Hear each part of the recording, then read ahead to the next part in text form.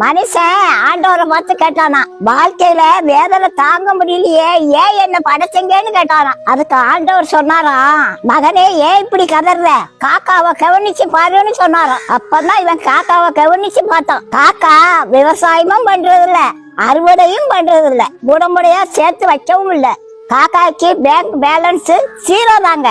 அதுக்கு பேங்க் அக்கௌண்டே கிடையாதுங்க. நம்புங்க, காக்கா போய் சொல்லாது. காக்கா யாராவது சாப்பாடு கொடுத்தா தனியா சாப்பிடாதுங்க. சித்தப்பாங்க ஓடிவாங்க, பெரியப்பாங்க ஓடிவாங்க, என் மச்சாங்க ஓடிவா, என் மாப்பிள்ளைங்க ஓடிவா, இந்த மகராச சோர்த்தராரு எல்லாரும் ஓடிவாங்க அப்படின்னு கூப்பிடும். ஒரு சொத்து பிடிக்கும் போது ஒரு வரப்ப விட்டு கொடுக்க அண்ணனுக்கு மனசு இல்ல, வெட்டு குத்து விழுதுங்க. அண்ணன் நாசமா போடணும்னு தம்பி சூனிய வைக்கிறாங்க. கள்ள புருஷனுக்காக தான் புருஷனுக்கும் பிள்ளைகளுக்கும் விஷம் வச்சு கொள்ளுவாங்க.